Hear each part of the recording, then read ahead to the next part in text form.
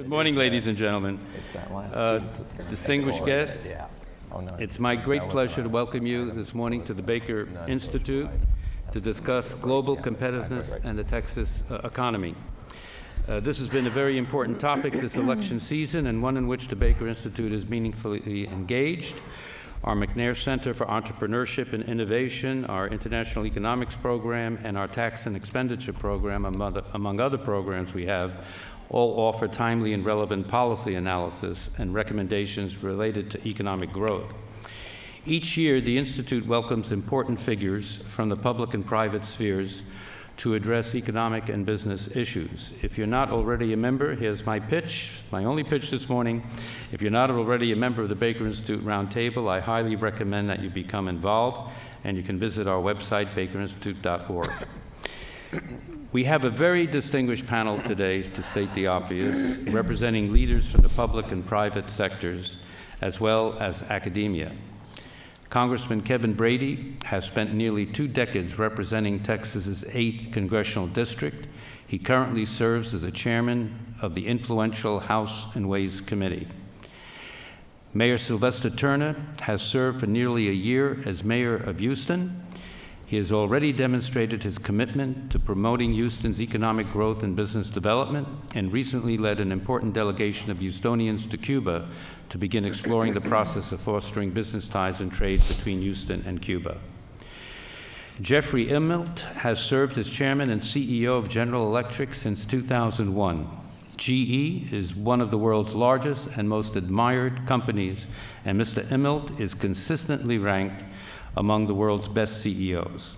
We are happy to welcome him back to the Baker Institute, and thankful he agreed to moderate our panel today. Shannon DeYoung is the co-owner of DeYoung Machine Works, a Houston-based family-owned business providing important components for Texas industry. John Diamond is the Baker Institute Edward and Herminia Hancock Kelly Fellow in Public Finance and a professor of economics at Rice University. He's a recognized expert in tax and expenditure policy and made a major contribution to the Houston Pension Study released by Rice University's Kinder Institute in August, in which the mayor has taken a very important lead. So we are happy to co-sponsor this event along with GE and Jones Partners, which seeks to build ties between the Jones School of Business and the Houston business community. In this respect, I would like to recognize my colleague, Peter Rodriguez, the Dean of the Jones School here at Rice University. So thank you all for being here today, and please join me in welcoming the Honorable Sylvester Turner.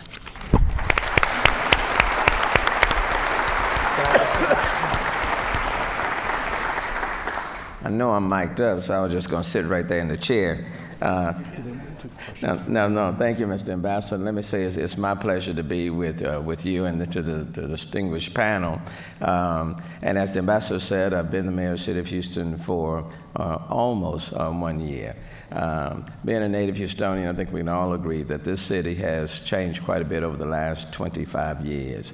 It is founded in 1836 by the Allen brothers coming from New York to the Bayou City. We have come a long way in 180 years. We are now, many would contend, is the most diverse city in the United States, more diverse than a New York or San Francisco or Jamie Rood with the partnership. Good to see you this morning. Than many others. 1 out of 5 Houstonians, or people at least in Harris County, are foreign born. So we are very much an international city with 142 languages being spoken in this city. And it's estimated by 2040, we'll have another 3 million people in the Houston region, the Houston region. That's quite a number of people. And every single day, Monday through Friday, the daytime population for this city grows by 27%. So roughly 570,000 people come into the geographical boundaries of the city of Houston Monday, Tuesday, Wednesday, Thursday, and Friday, the equivalent of placing another Atlanta in the city of Houston every single day. Which means people are not fleeing from us. People are coming to this city. It remains a city of business opportunity, hope, inspiration for so many people in the United States, people outside of the United States. And as a result, we have to take steps to manage that growth. Infrastructure becomes critically important. You can't continue to be a growing, dynamic city and not provide the infrastructure that's needed to move people from point A to B to take care of their needs. So transportation, transit, mobility, all of those things are critically important. In the 1990s, we made a decision we were simply going to expand our roadway capacity. And there were a lot of federal dollars, Congressman Brady, that were available then in the 1990s for transit that the city of Houston chose not to take care of, take advantage of. But now it cannot just be about expanding roadway capacity. We need a multimodal system, and so we'll always build roads, but at the same time, we need to commuter rail, light rail, more bike lanes. We have to design and build a city that's walkable, pedestrian-friendly, the use of technology, more innovations. We have to give people options.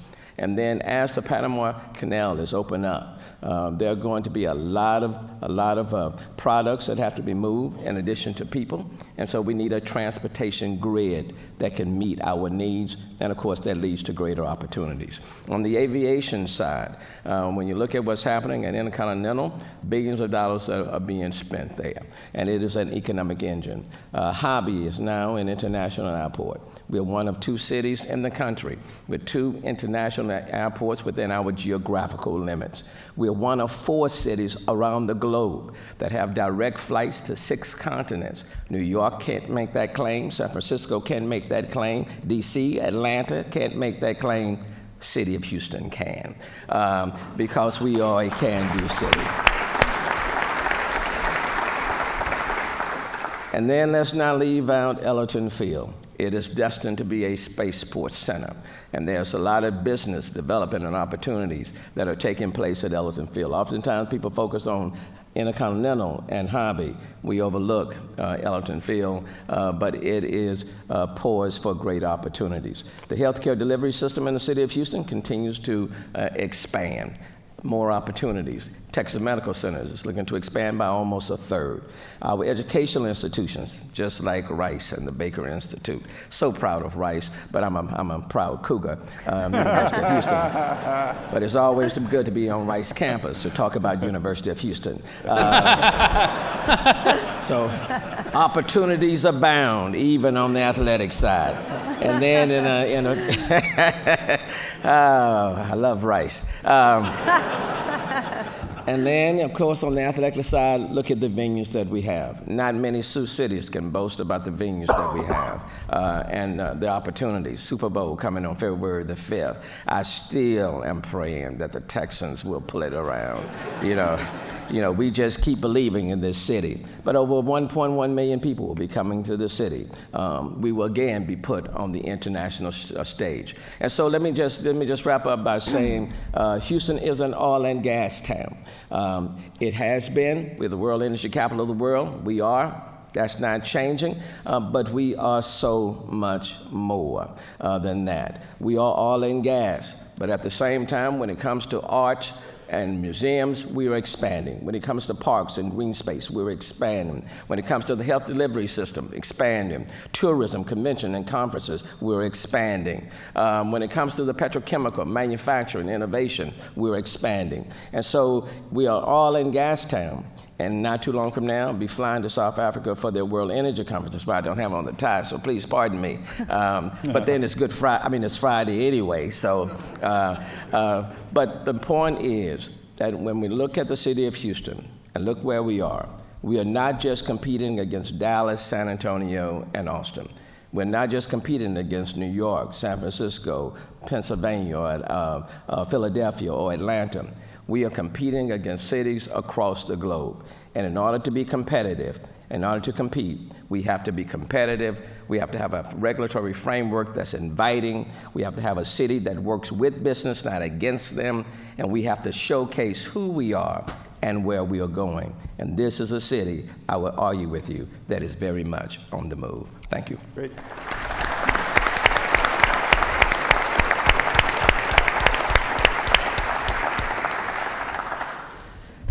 To me, Say a few words, yeah. Thank you. So Ambassador, thank you very much for inviting us here today. I had the privilege of being here when the Institute opened in 1994. And I remember at the time President Ford talking sort of prescient remarks. His point was that at that point in history, the American public had grown to large skepticism of public institutions.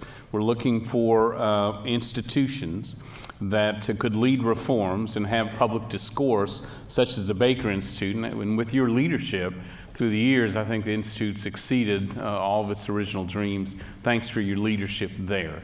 Mayor, it is good to see you. I had the privilege serving the Texas House with then Representative Turner. He was a remarkable consensus builder then. Took time to reach across the aisle to new, then young members like me, both so I could watch the process that he uses beautifully to bring people together, no more so than in his tackling of the pension challenges in the Houston region. Just as difficult as solving Social Security for America, he's tackling and solving pension issues for Houston. That's a remarkable achievement. So, Mayor, thank you for your leadership. Thank you. Yeah, please. Jeff, thank you for both your investment in Texas and Houston region, because it is visible and deeply appreciated economically, but also your leadership at the national and international level, especially as we head into what we hope is establishing a new tax code for America that really vaults us back into the leadership pack of best countries in the world to make those new investments. Thank you so much for that. Thank you. Shannon, it's great to have a real business person struggling with this economy here today, and you've got a great perspective to bring us. Thank you for being here. Dr. Diamond plays an outsized role. You don't know this, but in our efforts on tax reform, the economic model that he's developed, in effect, joint tax leases to look at our ideas and how we grow this economy come from, I think, the most accurate model is the OLG that you've developed. So, Dr. Diamond, thank you for that. Let me very briefly say, look, it is the political season, and I'm going to try to avoid that presidential race at all costs. But whoever's the next president, clearly getting this economy moving is going to be a top priority. Shared Republicans and Democrats. It's been a tough slog. Financial crises are always difficult. So this has been the slowest recovery in more than 50 years. That's what financial crises are, this tough. So millions of Americans qualified Americans can't find full-time work, including many of our young college graduates. Until last year, wages have been stagnant for most of a decade. And it's hard to go online once a week without reading about some business in the U.S.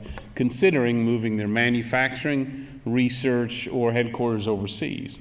I think a big reason, I would argue, from the Ways and Means perspective, two of those challenges are our tax system and the need for more trade.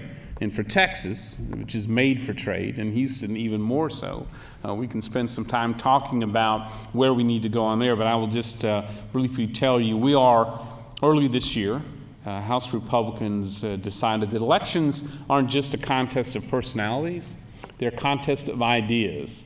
So we identified 6 of the biggest challenges facing America, developed credible, real solutions to those challenges. We're running on those solutions, and if we're returning the majority, we're going to act on those solutions. I have the pleasure of leading 3 of those, with the most important one, tax reform. So early last month, we unveiled a first consensus tax reform proposal in more than 30 years since President Reagan and then Secretary Baker succeeded in reforming our tax code. The goals I set in that tax reform plan first was we want a tax code not designed simply to wring money from you, but specifically built for growth. Built for the growth of wages, built for the growth of jobs in local businesses like Shannon's, and built for the growth of the U.S. economy. That was goal 1. Second was to leapfrog America from dead last among our global competitors back into that lead pack and keep us there for the long term. Those 2 elements, growth and leapfrogging us back into the lead, really drove our decision making as we developed this blueprint. We'll have time to go through that further, but the major reforms, if you look at it, we propose to you, and I use that word a lot as I travel the country on this issue, is this isn't our tax code. It belongs to you. you ought to have a real say in how you're taxed. So we're proposing to you 3 major reforms. First, we go all in for growth on wages and jobs with the lowest business rates in modern history and a redesign of how we tax so we can compete, our business can compete here, anywhere in the world, and especially here at home. That's the first reforms. Secondly, we propose to go in so fair and so simple on our family and individual tax code that 95% of Americans will be able to file using a postcard-style system. It's possible. And then we propose, with a fair and simpler tax code, to have a fair and simpler tax collector. So we're proposing, in effect, to bust up the IRS, to redesign it into a 21st century agency focused on customer service and accurate, timely answers to our tax questions, a redesign that, frankly, is 30 years overdue. We're anxious to talk about this tax reform proposal, what it means to regions like ours, where our companies aren't competing just along Fannin, they're competing around the world, or their customers are competing throughout this world. We're anxious to talk about the role of trade going forward, how important it is to our region, because it is, again, pure jobs, pure sales for our state and for our region, maybe no more so than the Asia-Pacific region, which is at the heart of the current trade debate. There's other issues as well, skilled workforce, balanced regulation, sound monetary policy, all those are critical. From Ways and Means perspective, our focus is on tax and trade. Look forward to the discussion today. Thank you.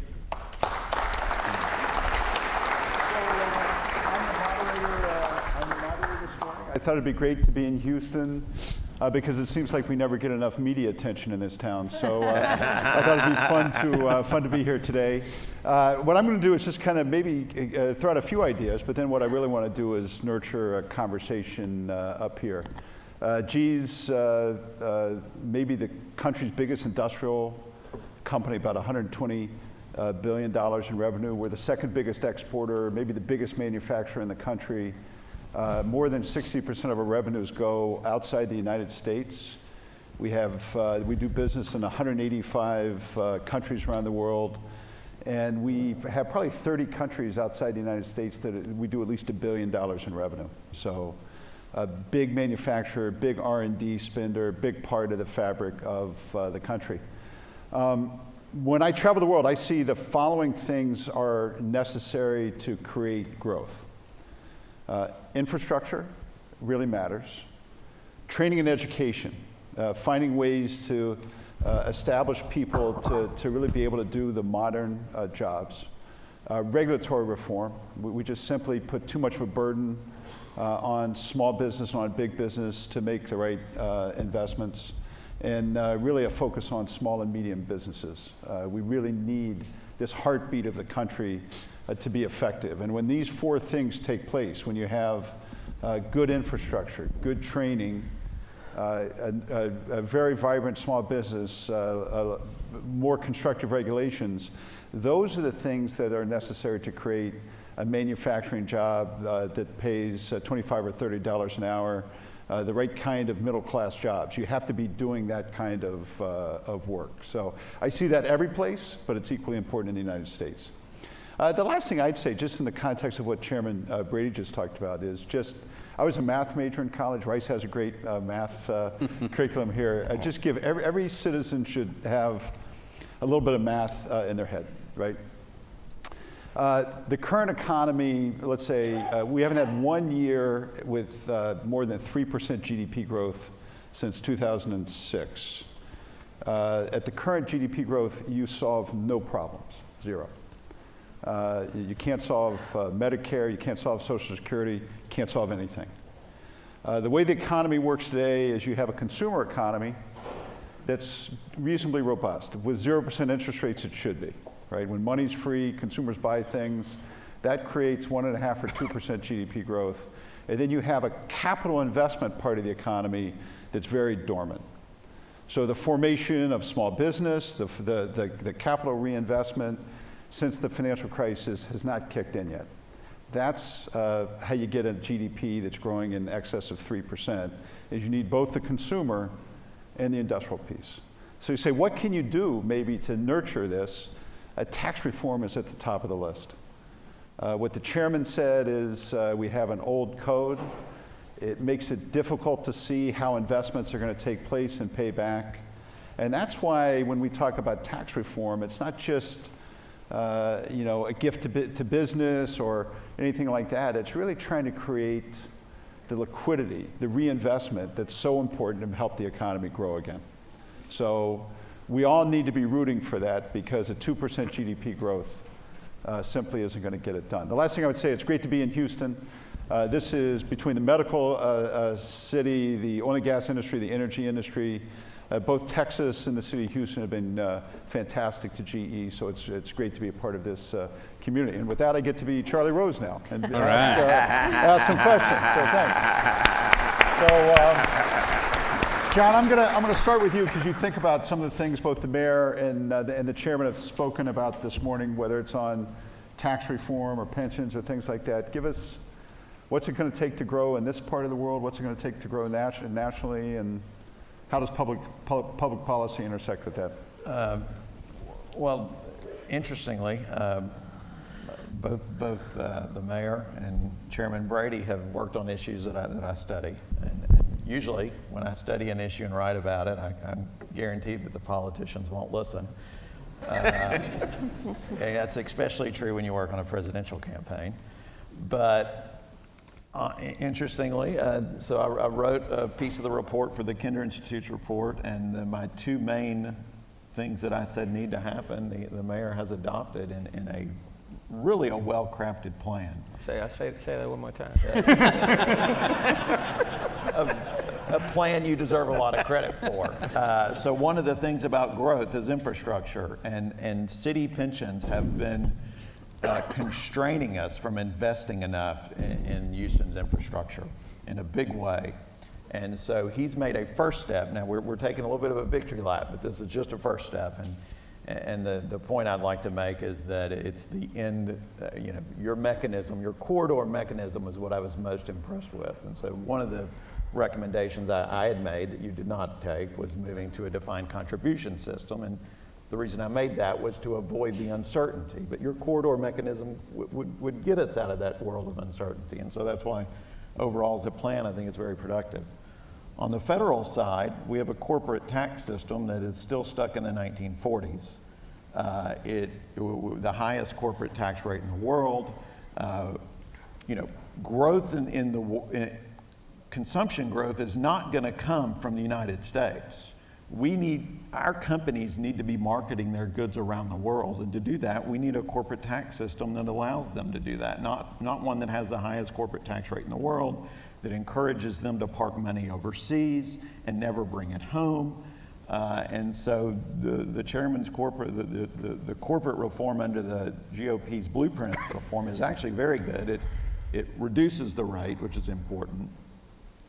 It neutralizes the treatment of debt and equity finance, which is one of the most important issues in tax reform. Right now, we incentivize debt finance, and when companies tend to invest too much in debt, it makes the economy more unstable. So there would be a big benefit in terms of reducing risk to having a more neutral treatment of debt and equity finance.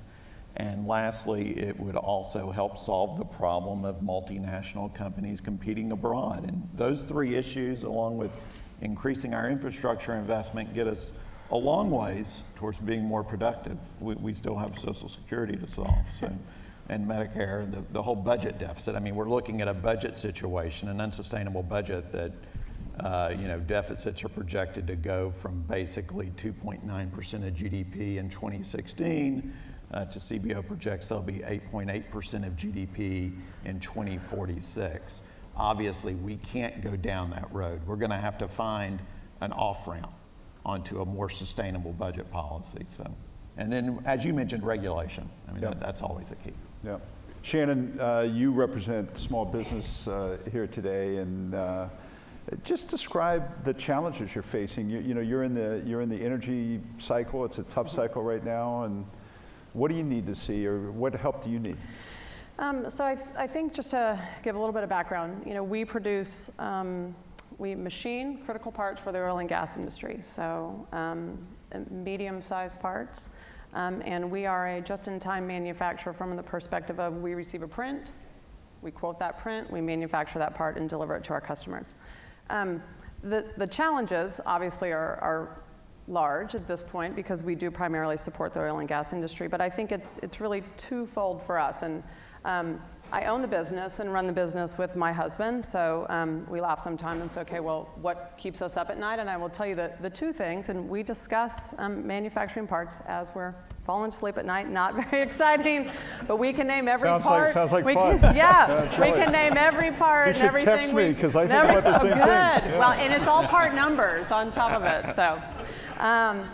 So the two things, honestly, that do keep us up at night are, one, so from a global strategy from our perspective, obviously we're not generating demand in the marketplace. You know, we average 20 to 50 employees over the last 15, 20 years. We have 24 machines, 24 CNCs. We had 24 in 2014. We still have 24 today, which for many of our competitors is not the case, so we feel proud of that. Not all of them are running, but we still have that capacity. But what we really struggle with, or what really is important to us, is that the customers that we support, let's say like a GE, we need those businesses to be strong. And for us in Houston, we need those plants in Houston to be growing. We need high bays to be built. We need that money to come back to our country and to Houston to drive that business to a small business like us. We're located in Stafford. Proximity matters to some degree. I understand that machine parts can be made in other parts of the country and in other parts of the world, but frankly, our clients feel most comfortable when they can drive to our facility and make sure that the 6 or 8 or 10 blocks or one block that we may be producing, that they can see that and that we have relationships that exist. We also need to have a workforce that can support our initiatives. In 2014, an example would be we probably could, as a business, and we have grown organically. We have not purchased any other businesses. We've grown that within a handful of clients over the last 15 years. 5 clients really have produced 80% of our business. We have a number of others in different industries, but primarily we focused on oil and gas. It, from a requirements perspective, is extremely intense, but we know the business. We know specifications, we know what material is necessary, we know what needs to happen to that material. We know how parts need to be made, and I'll use GE as an example. We know their specifications well, and it's important to know that so that we make parts the way they need to be made. There are resources in the marketplace that have general manufacturing skills. There are not resources in the marketplace, one, that are trained, or two, the bigger problem for us is that are filling the funnel to fill these jobs. I think everybody knows someone who was a machinist, but it is a grandfather or a great uncle or had a lathe in some dark, dingy room somewhere. Not many people have a son or a daughter or a niece or a nephew that are going to become machinists or welders or work in a manufacturing industry. So, I mean, we have a real image problem, but from a resource perspective, that's really the second key for us. You know, there's all these discussions about a college degree should be free and all these things should happen, but I don't think that a trade school education is a consolation prize, but it has been perceived that way and illustrated that way in our country, and it is really difficult for a business like ours. In 2014, we could have produced and sold twice as much business as we did. Not because we couldn't borrow money to buy machines, and not because we couldn't make the parts. We do not worry about our ability to make the parts. We train everyone that has worked for us. We have to hire on attitude and aptitude, and we train those folks to know how to machine. It costs us, as a very small business, almost 5% of our sales on training, and it's on-the-job training. So we don't have a big training room with anything fancy. We have a guy standing next to another guy at a machine, teaching him to touch off a tool, teaching him how to place the block back in the machine. That's very expensive to a business like us. So how many people in the room have actually been in a manufacturing plant? That's pretty good. I guess it's Texas. If you, Yeah. if you ask that in Massachusetts, it's not going to be as many hens. But in some ways, this election this year has really been a debate on how do you create more high-level manufacturing jobs. And I always say to people, go and walk through one, and then you can figure out how important how important is training, how important is regulation, tax policy. You see it up close. The way I think Shannon just that talked about the it. pipeline is the biggest concern for us, Yeah. is that when manufacturing moved out of our country, 20, 25 years ago in mass ways, there are some, but schools don't have shop class. I mean, and this isn't a sexy topic or anything exciting, but fact of the matter is that kids don't think of going into manufacturing. We don't have 20-year-olds that interview. We can't find a 20-year-old who would be willing and want to do this work when it's a good job. It's very technical, and as it advances, it's not just turning an engine lathe. It's very high tech, and it pays well. There are a lot of unemployed undergraduates, and there are a lot of jobs that could be filled if these skills were filled. So that's the biggest challenge for Mayor, us. you've made priorities of infrastructure and pension reform. How are you trying to get growth in Houston going, and how did you get people behind you to make these tough decisions in order to fund the future? Well, I think you have to, number one, people like to know where you're going. They like to know where you're going, and secondly, they want to know how you're going to get there. And just to piggyback, for example, I have met with all of the superintendents in Houston Independent School, in the Houston area. There are 17 of them. And I've met with all of them and talked about the importance of establishing a skilled workforce and recognizing that not every kid is going to go to college or desire to. But it doesn't mean that a kid cannot be given the skills to take care of themselves and their families. Same thing I've met with all of our community colleges and universities. And there are programs in our community colleges like Lone Star that focuses on skills, enhancing skill sets, but they too will say that they're having a hard time getting kids into their colleges, taking advantage of these programs.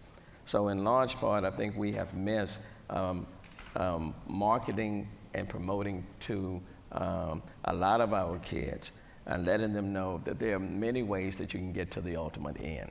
It's not just one way.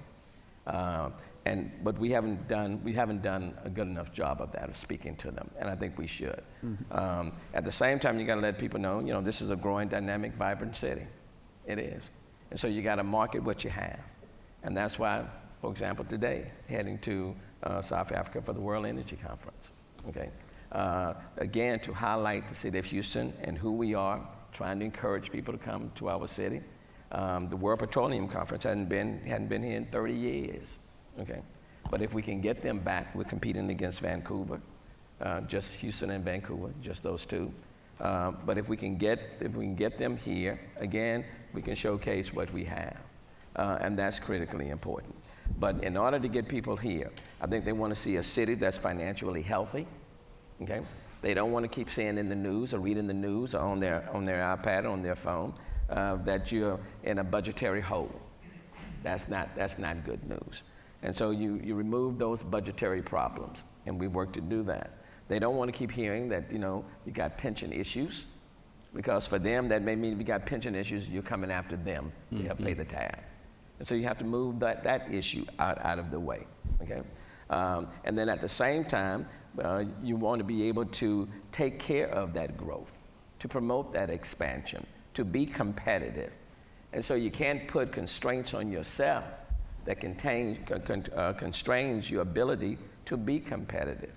And so I am saying to the people in this city, shared sacrifice works on many ends.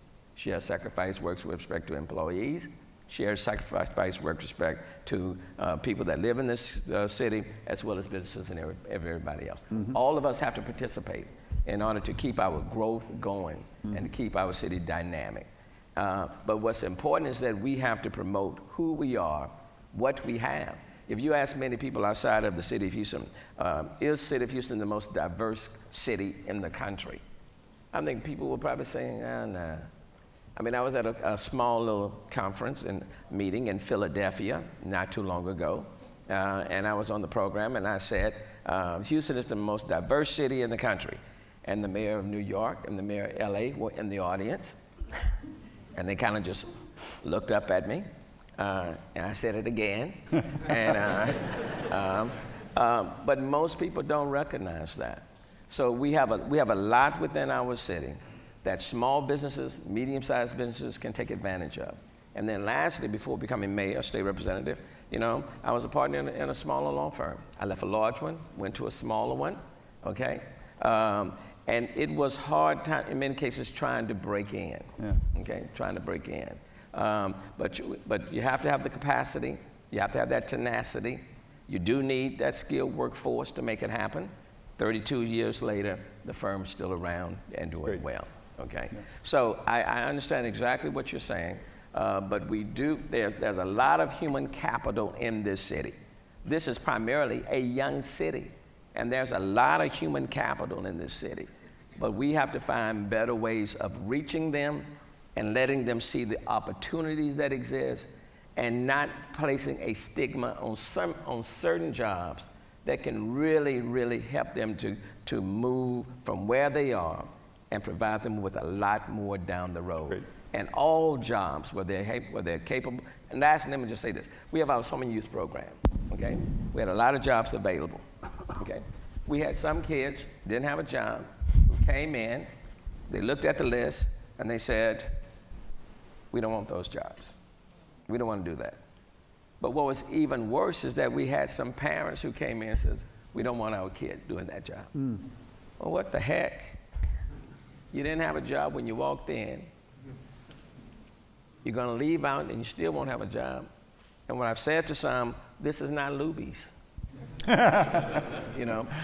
If you don't have it, hey, here's one for you. But we have to do a much, much better job of encouraging and promoting and letting people know that any job, if you do well, can lead to another opportunity. Great. Chairman, you've got, tax reform is, I think one of the most critical things we need to do, but it is hard. And I know how fractious politics can be these days. How can you get it done? And how do you build the right coalition to get something this important but so hard? Yeah, it is hard. It is hard. And I'm learning as chairman why it only occurs once every 30 years. It is tough, but look, tax reform only happens once a generation. So you can't just tweak the code and call it a day. If we really want to focus on growth, really want to put us back in that leadership role, we have to go bold in a number of our provisions. That's exactly what we're doing. But here's my thought. At the end of the day, tax reform, if it's going to become law, we'll have to have support from both parties. Following the Reagan model, the Baker model, maybe not in equal amounts, but at the end of the day, we're going to have ideas and common ground from both. We go into this knowing that's the case. I looked, we study, as you'd imagine, past efforts, successful efforts on tax reform. And if you look at what occurred in the 80s with President Reagan, Secretary Baker, and a Democrat House and Senate, three big elements came together in that period. One, the American public had just enough of the tax code. It was complex, special loopholes for everyone else, nothing but headaches for them. There was just a belief it wasn't fair any longer. I think we could all agree that's the case today. Secondly, you had lawmakers coming forward with pretty bold ideas on tax reform. Then it was a Jack Kemp and a Bill Bradley and others. Today, we've got fair tax, flat tax, ABC tax, jumpstart tax, the work that President Bush's commission, Dr. Diamond worked with, that laid out a number of bold. So we have more and better ideas than we've had in a generation. Then thirdly, you had presidential leadership on it. All came together. I'm convinced whoever is the next president, they cannot accept this slow economic growth. They're going to have to focus on getting this economy moving. We've got ideas on how to do that. So I think this is more than achievable. My guess is that the House, if Republicans return in the majority, will probably try to bring out the most pro-growth, competitive plan we can muster out. The Senate, by design, will moderate, those proposals, and that president, whoever it is, will be weighing in there. So we go into this whole effort knowing at the end of the day, we want this tax code to be designed for growth. We're going to have to accommodate ideas from others to do it. But you tell me, well, the audience can tell us, if we're satisfied with what we have, can we live with what we have, still compete and win? And the answer is no. We've got to make a change. So let's make a change that's worthwhile. What legislative skill or leadership skill is going to be required to get this through? Because the ideas are out there, I think, but is it just patience, persistence? It's patience and persistence in big quantities. Here's the good news. Look, when you unveil, and the reason you don't know about this blueprint, because in a stroke of PR genius, we unveiled this the morning after Britain voted to leave the European Union. So my family didn't see that press conference, and it was a soft opening. That's what we like to call it. And as you would expect, there's sort of the automatic responses you get from parties. But what I know is that both in the House and the Senate, there are Democrat colleagues who know our rates are too high, that we can't compete, that there's $2.5 trillion of stranded profits overseas that need to be flowing back in the U.S. to be reinvested. They have ideas on how we grow. And so what I've told our folks in the House, everybody, look, if you have an idea how to grow this economy, simplify this code, create growth opportunities, we're open. And so we're going to continue that culture as we work through it. Great. Yeah. John, let me go back to you again. How did we lose the debate on trade, do you think, as a country, and it's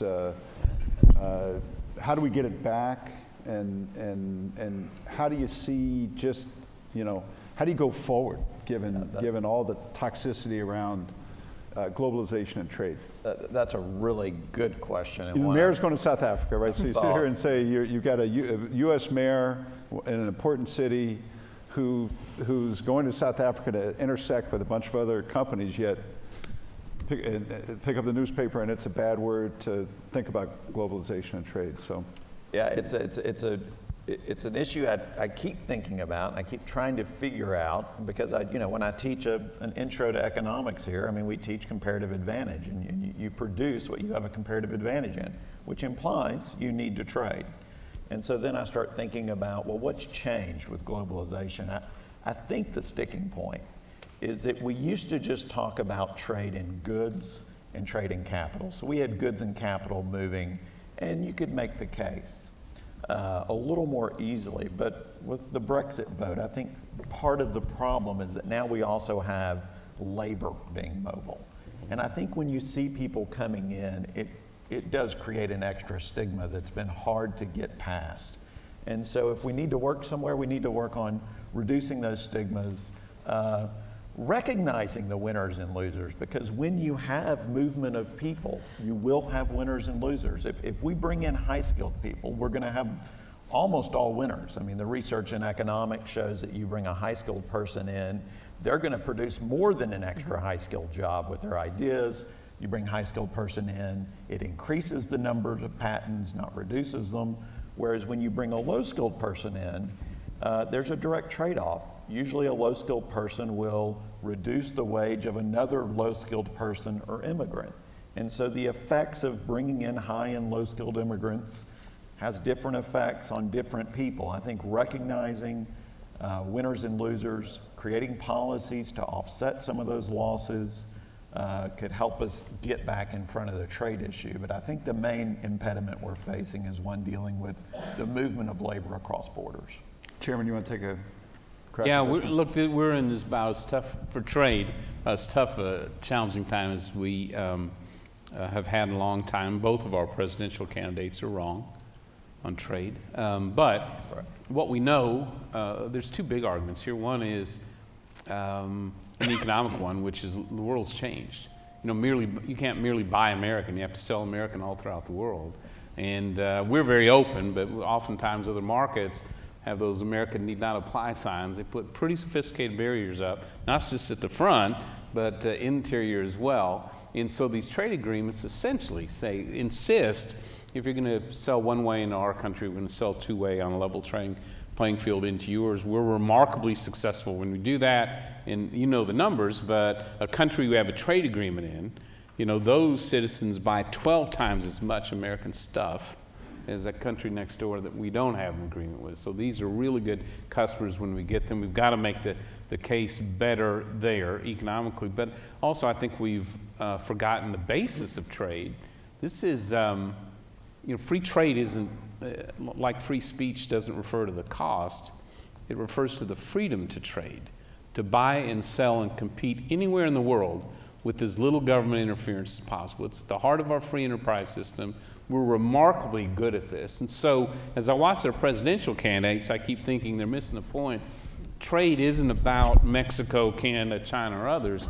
It is about our own economic freedom to trade. That mom who's looking for the best product at the best price on a very limited budget, that entrepreneur here in Houston or in our district working late in the night, that new technology that could disrupt entire industries, the freedom to sell that, whether it's here on Main Street throughout the world. We've got to be able to get back to why this is important. I'll finish with this. I do know from working, I think I've worked on 12 of the 14 free trade agreements we've had in place. Politically, if you're waiting for a parade on trade, you won't get it. You've got to lead on trade. Just as the mayor's going on his trade mission to open those markets and develop those relationships on trade, politicians have to be willing to lead at home on this issue and make the case, as well as get smarter about addressing some of the negative impacts, including a much dramatically different way to help the workforce, respond to changes, because trade isn't destroying jobs. Technology is changing jobs, and creating others as it's doing so. So we have to be, I think, part of the answer, and I'll stop here, is that leaders need to step up their game on trade, both on the economic arguments here at home, but also laying out the foundation for why it's so critical. Great. Shannon, let's switch gears. Regulation. So, what's it like to be a small business, and in terms of the things? I can't think of anything easier. The things you have to do and put up with. Note: I did not start this business. My husband started the business. It certainly has its challenges. From a regulation perspective, one of the big things, obviously, that always comes up for us is and this goes back to our employees and our staff, but is the cost of healthcare. We are not required, because of our size, through any regulation, to offer any extra benefits, if you will, to our employees. But in order to compete with the small amount of resources that are either qualified or have the attitude and aptitude to perform the functions that we need, we offer a fairly robust benefits package for a company who currently has, now we've got about 18, 20 people. The cost of healthcare for us in the last 2 years has doubled. We pay the majority of the premiums for our employees. We have employees who have families, kids, saving for college, and that has been, that's very difficult for us. We also, just as my husband and I, we have 3 kids. Even if we didn't offer healthcare, we have to go out and purchase that healthcare for ourselves, whether we offered it for our employees or not. And I think from a regulation perspective, obviously the discussions from a tax perspective. It is simple in the sense that we need the businesses we support to be investing here, and we need that money to come back here. Those healthy, large organizations are what drive business into small businesses like us. Our model for global trade and global work is through our clients. And so it's an indirect model, but we need those businesses here and we need them to be strong here. I would say, but really, I mean, the biggest one for us is those expenses, those healthcare expenses and the expenses that are put upon a small business. From a regulation perspective, many of the same regulations that apply to GE also apply to a business of our size. And I understand that those regulations are put from, let's say, GE's clients upon GE, which are then pushed down to those suppliers. We're fairly low on the supply chain or food chain, depending on how you want to look at it. But we have a number of requirements for a business of our size to comply with, and we don't have a large staff that, to do that. We don't have an IT person as well as those folks sitting around. We wear many hats. And so those regulations, although from a quality perspective, have to exist. In our business, the quality aspect is not negotiable. The part can't be almost right. It can be a little early. We do not want it to be late. It can be a little bit more expensive or a little bit less expensive, but it cannot be almost right, and that is based on those regulations. We understand that, and so that quality perspective is not questionable for us, but the cost to do that is very prohibitive at times. Great. I'm going to ask a few more and then open it up to the audience, but Mayor, give a critique. What should the business community in Houston do a better job of? And how can we do a better job of doing our part of the bargain to make Houston a growing city? Well, I mean, the city is made up of, all of us participate in making this a healthy economy. We want opportunities to come. We got to be prepared to take advantage of those opportunities. We need a much better skilled workforce. And I think the business opportunity can play a very important role in that. Whether it's apprenticeship type programs, whether it's working with our community colleges and our high schools, getting in there early, letting the educational system know what it is that you need, and then promoting those jobs that don't necessarily get the jobs, get those promotions, that marketing. I mean, a lot of people talking, four-year institutions, and I advocate that. But at the same time, just like we talked about multimodal forms of transportations, well, there are multiple forms that people can do well and take care of their families. We need to promote all of that and not make people feel as though if they are the welder, but if you're the engineer, the lawyer, thumbs up, okay? We need to take certainly not the lawyer. Those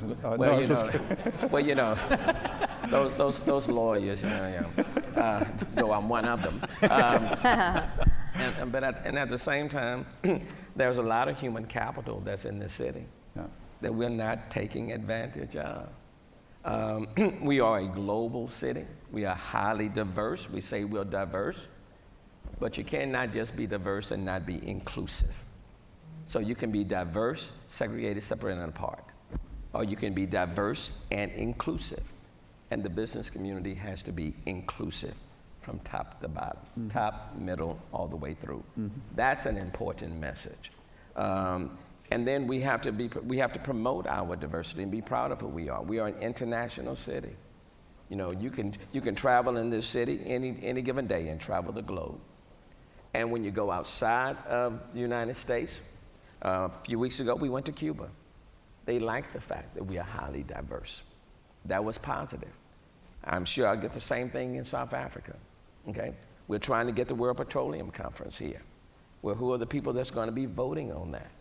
So we have to promote that if we are an international city, let's be proud of being an international city, but not just say it, let's be it in every shape, form, or fashion. And that has to be reflected in our business model, okay? From our end, let me just say on the city side, we want a regulatory environment that complements business. Now, I don't want to stand in your way. We want to assist. Okay, that's important, which means the permitting process got to move much quicker because any day delay, that's costing people's money. And we certainly understand that. We need to help small businesses to advance. We have a small business rotation program because when it comes to financing and bonding, those are some of the inhibiting factors. So people can have great ideas, but if they don't have the things that are needed to put those ideas into action, you're still limited. And you want to expand people's capacity. That's important. So there are a lot of businesses within our city, a lot of small, medium-sized businesses. There are a lot of large ones. We've got to find a way of matching the two. Networking, relationships, incubator programs, apprenticeship programs, all of those things are important. But without a shadow of a doubt, we have a tremendous workforce in this city, a tremendous workforce. And I think we have not taken full advantage of finding a way to fully educate them, provide them with the skills that they need, and then letting them know the opportunities that exist. That's great. You know, and I think that's where we can do a much, much better job. And I see it every day. I live in one of those low social economic communities. I was born and reared in Acres Home. I still live in Acres Home. But I don't see a lot of businesses and companies coming there to promote who they are and the opportunities that exist. And if you don't promote within your own communities, in these neighborhoods, then we're going to miss the mark. Great, great, thanks. I'm going to ask one more question, then turn to the audience. John, what does Texas do well? What does Houston do well? And why is it competitive, or what should they do better? You know, if you bring it down to the local economy, how do you see the comparative advantage of Texas and Houston, let's say, against the rest of the U.S.? Well, I mean, I think there's a lot of freedom. I mean, people are free to chase their own dreams in Houston, and there's not a lot of regulation in Houston. The city has a good infrastructure. I mean, and it's driven a lot by oil and gas, and I mean, we've seen it in the downfall of oil. I mean, I think Houstonians take advantage of opportunities. So, oil prices have declined, which have hurt the E&P side of the sector. But on the chemical side, we're going full steam ahead, taking advantage of you know, fracking's brought lower natural gas prices, and that gives us resources that we can sell abroad in the production of certain plastics and stuff. So I mean, I think really Houston is just a place where people come and they take advantage of great opportunity. Yeah, yeah. Questions? Yeah, right here.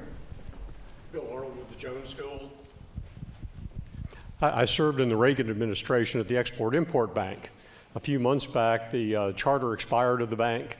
The lights went out. The website was black, just said we are closed. With Chairman Brady's leadership and your support and others, the bank came back again. What role do you see for the Export-Import Bank in the future? Oh gosh, so this is something in my entire lifetime I never thought would be controversial. You know, I never thought it would be something that you had to actually explain or be controversial. So just a context, there's 62 export banks around the world, so almost every country has one. Increasingly, without financing, you can't even bid on projects in Indonesia and other parts of the world, so they're very essential. The bank makes money. It goes to both small and large businesses, and it's just become a lightning rod, let's say, as it pertains to, is it crony capitalism and things like that, you know? So I think in the world we live in today, financing is extremely important, and you're playing up against Germany, China, other people that are really driving export financing. It's another part of competitiveness. And you know, my friend here comes with me when I export, right? So all the small businesses kind of are beneficiaries either on their own or with us. So, you know, we're so global as a company. You know, the reason why I was so vocal about it isn't so much because we need it, it's because we can live without it. You know, in other words, I'm so global that if we have to, we can move production from the US to Europe and export things from the UK into South Africa and take advantage of their export bank, if that's what you want us to do, right? So that's why I was quite vocal, because to a certain extent, we could solve this problem on our own. It's just we didn't think that was exactly what the chairman wants us to do, right? So I think we live in a hyper-competitive world where financing matters. We're up against competitors, the likes of which we haven't seen before in China, in Germany and things like that. So I think if it needs to be reformed, we should reform it. But I do think it is a job creator and not a job destroyer, and we've stuck our neck out for it. I don't know, Chairman, I'd ask you, because I know you have a point of view on this one as well. Yeah. So short term, there's no question this levels the playing field, allows us to compete. Where I live in the Woodlands, I can look up at the two Anadarko towers. I know they have workers there supporting their overseas projects. They look at Mozambique, which could be a great job creator for back here in Texas. And so, but who finances that? India has offered to, as long as they use Indian contractors and Indian workers. Europe has offered to finance it as long as they use European contractors. We want them to use American contractors, American workers. Exim Bank plays a key role. 10 minutes from my house is Royal Equipment Company, 15 workers in the Conroe Industrial Park, about the same size, a little smaller than yours. They rebuild these massive iron ore trucks, you know, the ones that are half the size of this room right now and about this wide. They used to do it for the iron ore industry in the U.S., but that has suffered dramatically. So they're forced to compete around the world. So they are competing and winning in Western Australia, beating Australian companies because they found a smarter way to do this and ship it over there. They use Exim Bank for the financing. They use our trade agreements to level the playing field. There are 15 workers who wouldn't be there without that critical help. So short-term, critically important. It really needs to be operating a smart way. It does need to be reformed. I don't think there's any disagreement about that. And I would say longer term, you know, my hope over time, I sort of look at this as a trade issue. If I had my druthers, over time, we'd glide path countries equally out of the export financing business over time. But when we're competing right now, we got to be level playing field on trade, and we've got to be a level playing field on the financing, my view. Yeah. My name is Jackie Lee. I'm a current senior at Rice University, and I will be joining GE's financial management program next year. Yeah. Get to work, okay? Wow. So my question is for you, Mr. Immelt. And how do you see GE Digital changing the face of GE and increasing the company's global competitiveness? So again, you know, one of the key parts about, let's say, how do you create high value jobs, right, is we have to make our workforce more productive and more competitive. And so what's happened is the productivity has declined over the last 5 or 10 years. Wages have gotten stuck right with it. So the one thing we have to communicate is that the two really go together. Productivity is really how you support $30 an hour jobs. Now increasingly this has to do with how digital the products are. So if you look at, we manufacture locomotives in Fort Worth, Texas. That's like a rolling computer now. A locomotive has probably 500 sensors on it. It's taking real-time information of fuel performance, emissions. It even has cameras on the wheels that can tell whether or not the track is going to crack or when it's going to crack, right?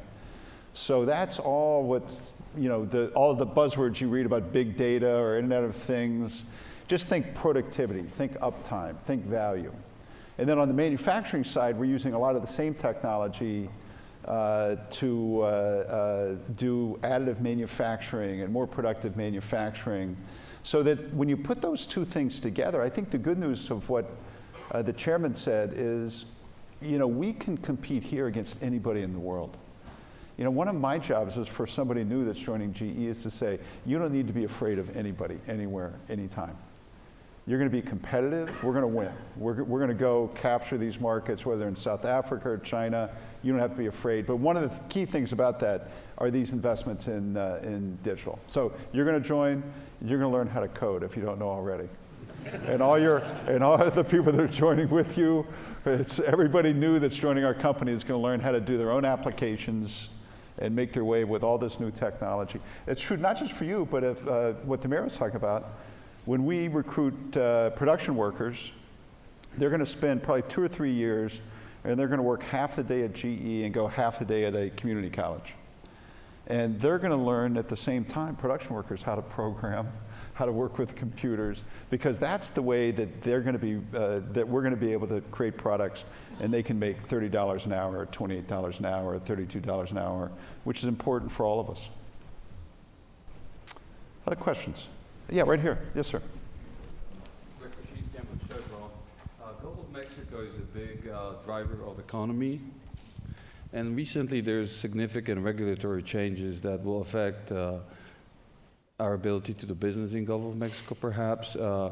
Your thoughts on how the federal government is calculating certain costs where businesses are calculating the impact so differently from OBM versus business perspective. So just curious on what are your thoughts about the new set of regulations in Gulf of Mexico? Yeah. So I should ask what specific set of regulations, because we're dealing with, as you know, sort of tsunami of regulatory areas in energy especially, but frankly throughout the environment. Right now we're dealing with new Treasury regulations on how companies finance themselves here at home and around the world, and in the, I think, rush to try to build a wall from U.S. companies leaving, they inadvertently build a wall to keep investment from flowing back in. Big mistake. We're seeing on the environmental side a number of new regulations. Is there one or two in particular you're thinking of? Well, that's in fact, you're answering correctly, because my question is there is just an unprecedented number of regulations, BSEE, Bureau of Safety Environmental Enforcement, interesting interpretations of Jones Act, I mean, you name it. Yeah. If it feels like it's never been this much, it's because it's true. I think 6 of the highest 7 regulatory years in recorded history have occurred in the last 6. So you're seeing this in a number of areas. Every business struggling to compete and grow will tell you. I think, I always like to think tax is at the top of that, that risk list for businesses, but I would say regulatory is right there for most businesses, large or small. I still think the challenge is that the regulatory process today is broken. The agencies sort of, they push these regulations out, sort of like once the horse gets out of the barn, Congress chases it for a long time. Only rarely is it able to sort of stop it and really go for that cost-benefit analysis, that thoughtful approach. I think we need a whole new approach on regulation, including approval of major regulations by an independent group, whether it's Congress or others. I think I was trying to look 2 years ago, looked at the number of major regulations in federal level. There were about 14,000 that year, and the number of real cost-benefit analysis. In other words, is the value of doing this more than the cost of complying with it? I think of those 14,000, there were less than 20 cost-benefit analysis. So these are being rolled out in huge numbers with huge costs and huge impacts on jobs in Stafford, Texas, without any sense of whether it will hit the mark, hit it affordably, or ever should have occurred in the first place. So this is an area I think there's broad consensus that needs to be addressed. I completely agree. This is under-merchandised as being a job killer. And it's one of the reasons why small businesses, because everything Shannon said, which is there's no differentiation between big and small companies. So, companies like ours, we can hire lawyers and things like that. Small business has no chance on that regard. So I think it's really, there needs to be simplification. There needs to be more accountability 2 ways on how regulations get done. And I believe it has been a real headwind in the economy. But I say don't think about, from GE's context, the formation of small businesses in the last decade is at its lowest level in our history. And I think you've got to. And I bet you would agree, we're not arguing for no regulations look. or no standards, smart ones, that actually hit the mark and that give us, as job creators, the ability to reach that mark over time, to use the new technologies, the approaches to get there. That's what we're arguing for. Totally right. Yeah. I agree. And within the within a larger regulatory reform, we should also look at patent reform. Yeah. Because the patent system is I mean, we have a lot of low-value patents being created, and the question is why? I mean, I think small businesses struggle in a patent environment where you have these issues of patent thickets and stuff like that. So within regulatory reform, I think we should take a look. But regulation, I do think, has surpassed taxes as potentially the #1 headwind to growth. I'll do one more from that. Yes, sir, right there. My name is Aubrey Farb. I'm a farmer professor here at Rice and a CPA. In regard to corporate taxes, it seems that there's a problem that two problems should be solved. One is what to do about the earnings of corporations that are kept overseas, and also what we do about companies who move their place of incorporation to a foreign country, even though they do most of their business in the United States. Mr. Farb, so I think the answer is let's fix the problem, not just treat the symptoms of it. And in the blueprint that we've proposed to you on that first big reform, so we're proposing the lowest rates in modern history, not just on corporations, but on pass-throughs, every structure, so that they can compete, they can use that capital to survive tough times, grow in good times. Frankly, we'd rather have you growing the local economy than Washington's economy. We redesign how we tax, so we won't be the outlier. We will not be taxing you here, taxing you abroad, in effect, creating a tax gate to keep that now. $2.5 trillion is the new number. We just asked for an estimate the other day of stranded American profits. We're proposing we tax in America, not tax overseas. In effect, the rate to bring those dollars back to invest in research and manufacturing jobs would be zero. But we don't stop there. We also redesign our tax code here. Made in America products, made in Texas products. Today, we're a price disadvantage here and price disadvantage overseas because our major competitors, China, Europe, Brazil, others, with their VAT tax, take that tax off their exports headed our way, put it on our imports headed their way. We don't do that. In our blueprint, we proposed exactly match that, what we call border adjustability. And that has three big benefits. We tie it to a number of other trade-offs too, by the way, as we're going for this pro-growth approach.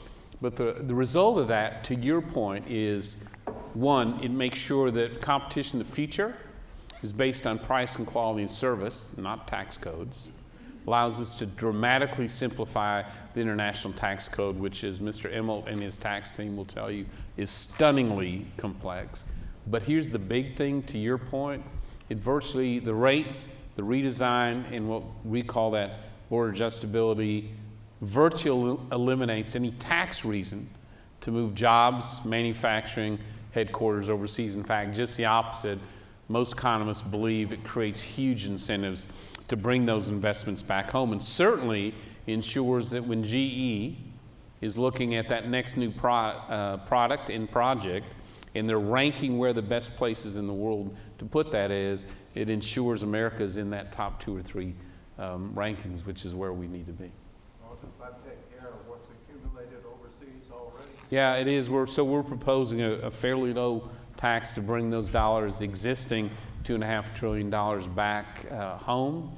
But it's really important because those earnings are growing geometrically. That's where the customers are at. So, and we know too, Europe especially, but other countries are looking to grab those stranded earnings for their own purposes. We'd rather have the growth and the revenue flowing back in the U.S. So we have a lot, to the chairman's point, because we make a lot overseas. So that's where our markets are. We have plenty of opportunities to reinvest. But I think the ability to have more freedom of capital, even if there's requirements with it, I think was actually very facilitative to reinvestment back in the U.S. And so I hope that's a part. It's very consistent with how Germany or Japan or our global competitors tax their companies, right? So I think there's lots of good ideas. So we're out of time, but Chairman, let me kind of throw one last tough one your way. Do you really have to? You don't have to do that. You almost made it. Yeah. What should we all as citizens, what should we learn from this year's election cycle? Oh, my Lord.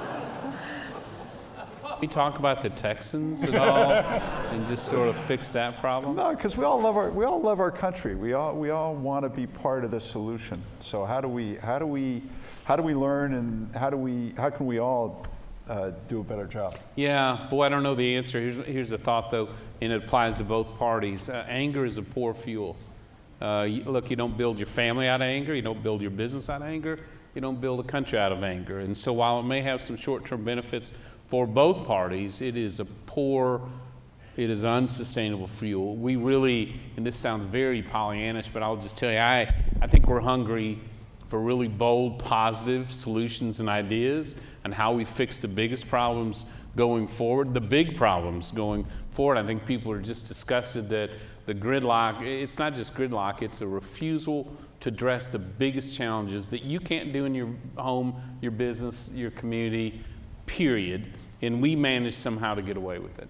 And so I think the sooner we address those in a big, bold, positive way, and again, I always come back to sort of the life I lead right now.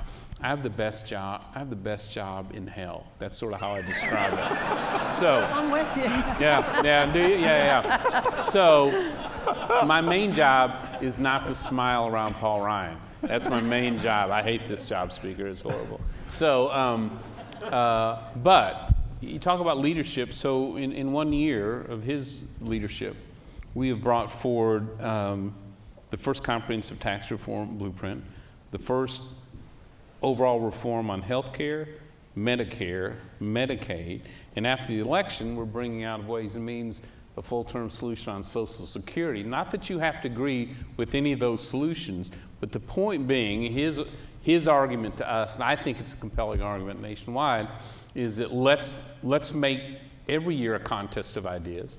Let's bring these ideas out and have votes on them. I mean, actual votes. Look, you don't have to agree. The Senate doesn't have to agree.